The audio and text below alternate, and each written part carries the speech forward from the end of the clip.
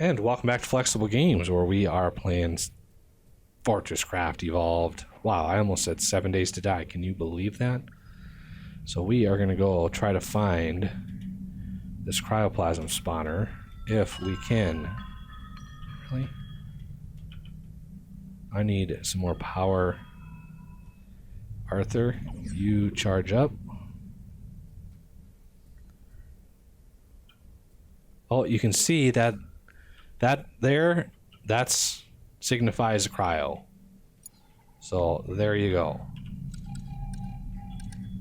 Oh, and of course this is the one that starts spawning.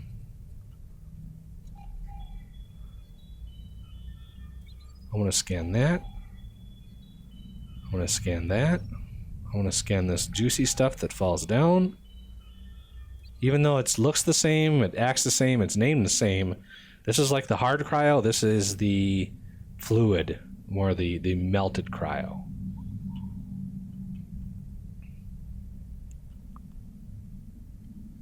So, yeah, this stuff spawned already. We've already got cryo generating. So that means there's one over here somewhere.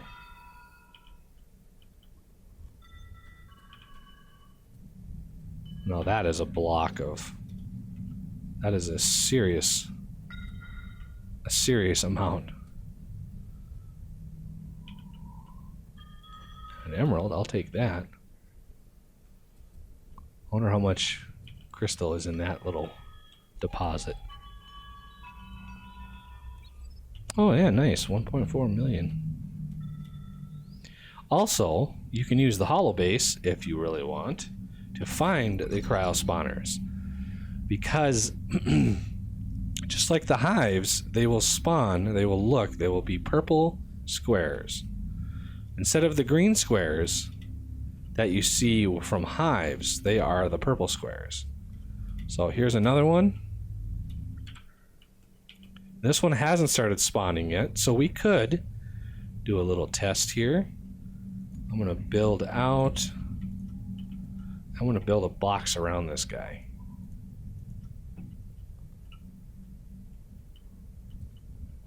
And yes, it will leak out eventually. If I can get this thing built before this actually starts spawning cryoplasm. Sometimes you do this process and it starts spawning cryo and it's kind of too late at that point. So let me go out here a ways.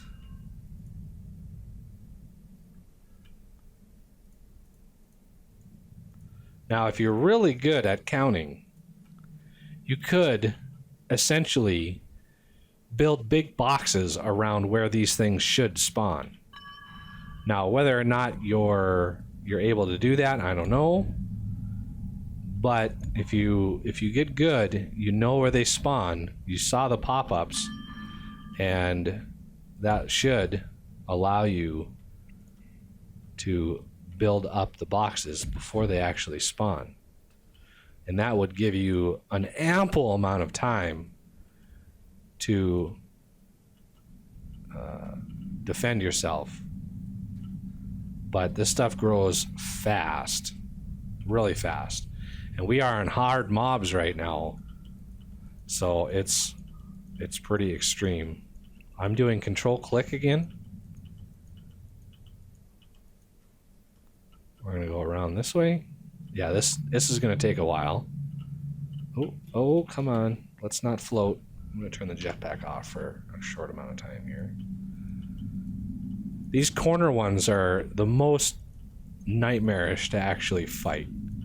If you watch my Frozen Factory series, you'll see me fight both the ones that are kind of straight on and the ones that are one that's diagonal, because these things are tough to get to because of you kind of have to go zigzag, so you go out and then in and then out and then in and out and in, and you finally get to it. So it can be difficult to get to. And yes, these things take a while to complete, so I want to get this get this process going. Oh my god, really? I don't even know where the last, there it is. Because these things kind of take turns spawning. So they don't all spawn cryo. They kind of just take turns going around and around, spawning cryo one at a time. I think I did all of these. I gotta let this thing go for a little bit here. So let's get some torches up here so we can actually see what we're doing.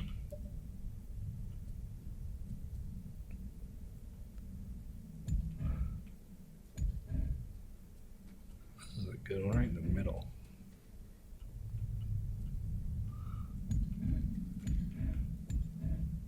Yeah, see, I'm pretty sure I did that end. It's just... Remember, I'm going 64 blocks up. So it's not just from the ceiling. It's 64 blocks straight up. That's how far that thing's going. We're going to pick up those. And I got to stay in this area while these build, because if you leave and this segment unloads, this segment that all this stuff is happening in, it won't finish actually building any of these super built walls.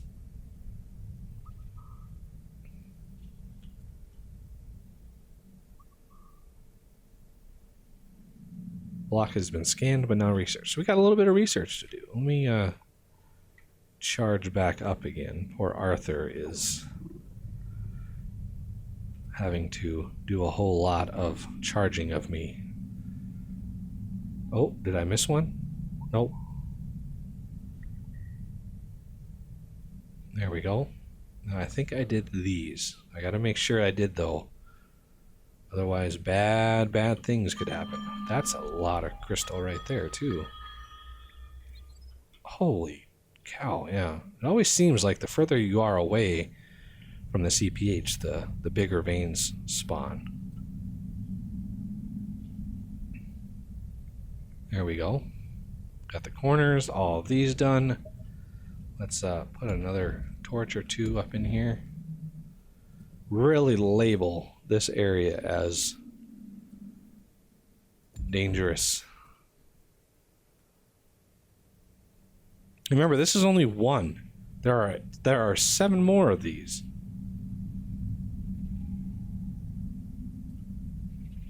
I'm gonna put a light there, maybe one like right here. Really light this thing up. Another one here and there. There we go. Oh, I'm gonna put one there and there.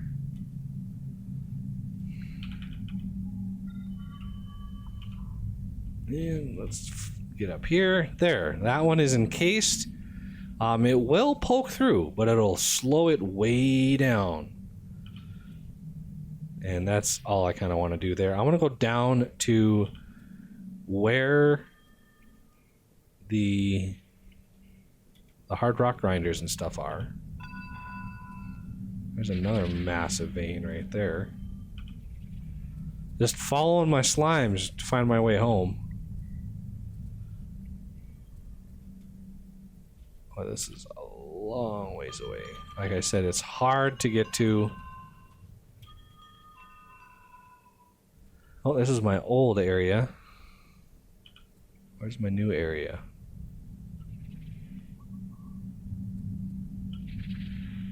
It is over here, I think. Yep, there it is.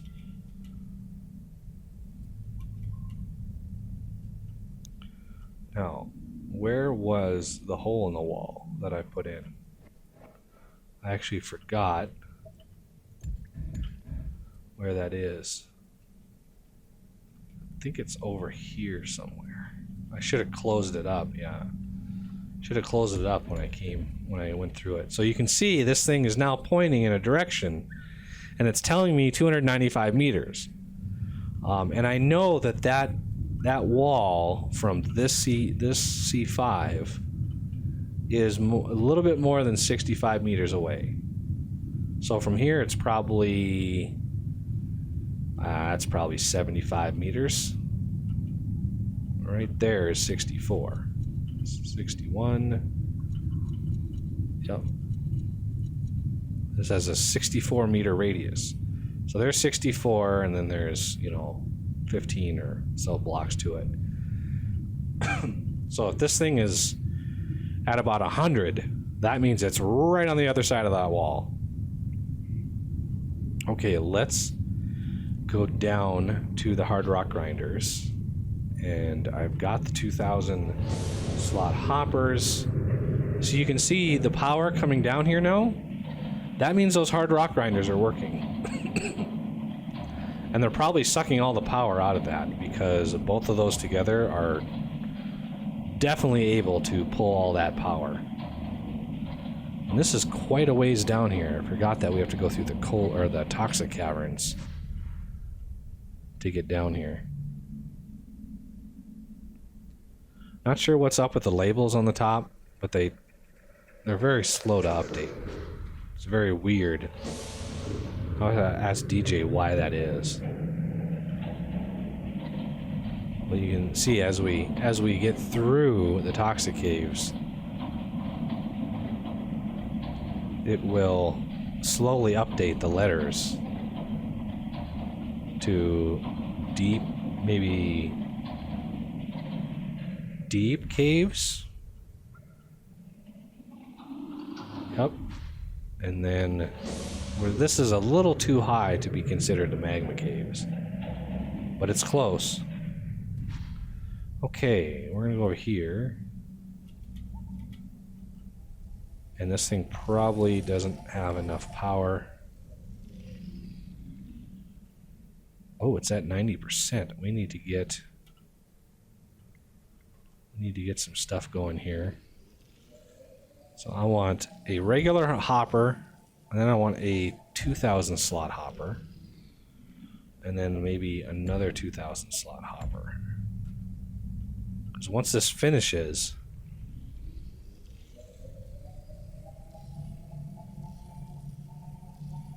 it's actually pretty good.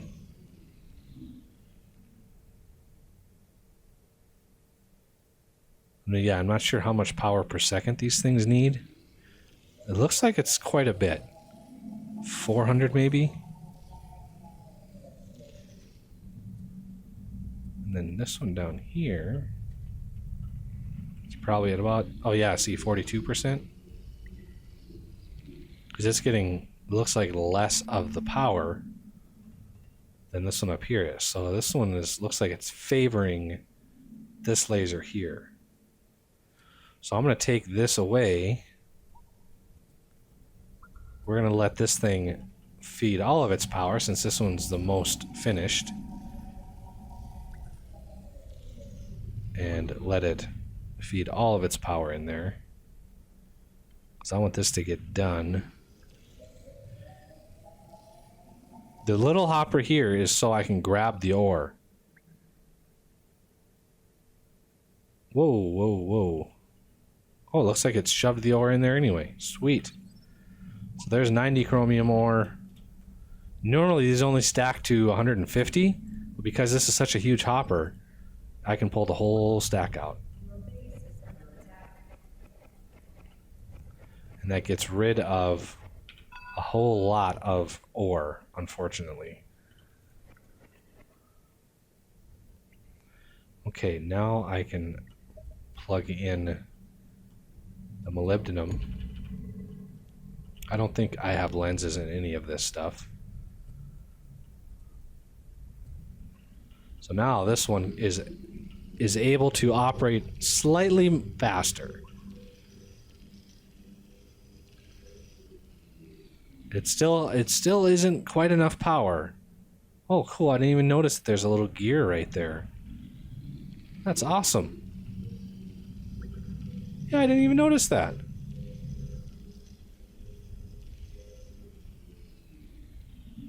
And it's the animation is perfect on them. Very well done. So fantastic job, the artist that did this. It's probably Todd. Or, I don't know, could have been somebody else, I guess, too. So that's going to take a little bit. So I want to get back up to the surface, and I really, really don't want to travel all the way up there with the lifts, because that'll just take time. Yeah, look at all of those. Okay, it clears them and then it spawns them. That's why. It clears them because if there's rock and stuff in the way, it does like a little miniature explosion, and clears out the area, which prevents a little bit of that pre-blocking that I was talking about. But if you build a big enough box, even that clearing won't destroy it. Let's get the X, Y, and Z. So I'm going to write these down really quick. If I can find my pen, there it is. So this is 112. Y is minus 810. And Z is 98 negative. Okay.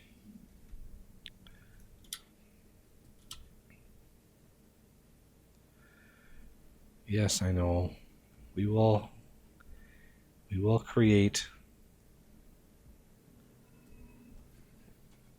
We will build teleporters. I've got a few diamonds that I've been finding here and there. Whoa! How did that get so close? Is this finally out of imbued? It is. That's how that got so close. Yeah, look at all the missiles that it's using. Stop. You know, when a laser gets stuck on like that, it actually drains the power. I've had entire Mark IV batteries get drained just from that in just a couple seconds. So yeah, I disconnected the iron to feed the pipes here, so I'm not actually creating any more fuel. I'm just using what I've got, and this looks like it's going to use this side first. Yep. So it's favoring this side, which is good, because that means this hopper will empty first, and all of this stuff will empty, which is what I'm looking for. That's what I want. I also, well, before I get into explaining anything more, let's start smelting this chromium. So I want to put it into this slot here.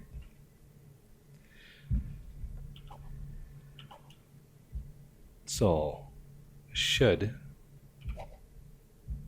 output to everybody. So how many is this using? 8. Okay. So it is half as much. It's still more than our other ores, but 8 per bar is not bad. Which means out of 2048, we should see what, 200 and something, 256 something bars out of each one of those, which isn't bad.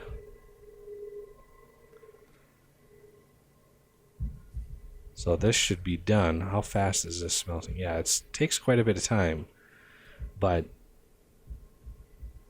amazingly, these things charged up and heated up very, very quickly. Like way faster than I thought they were going to. I couldn't even tell that these drained out at all. Oh, there's a little drain. There's a little power drain. And make sure they're all going. Okay, yeah. They've all got bars, so that's good. So when the molybdenum is done, I can throw the molybdenum in, get some of those bars, and hopefully be able to build a trencher or two from that. Now, you can just build a trencher if you want. It's a trencher is more efficient than a hard rock grinder, but it's still not very efficient. Trencher is pretty low on efficiency. But how many bars and stuff? Okay, 25 times 3 is 75. 75 bars of each there, plus 75 bars of each there. So that's 150 bars to build one of these, of each one of those tier 4 ores. And I don't think I changed the recipe on those. I'm pretty sure I didn't. I could be mistaken, but I'm pretty sure I didn't.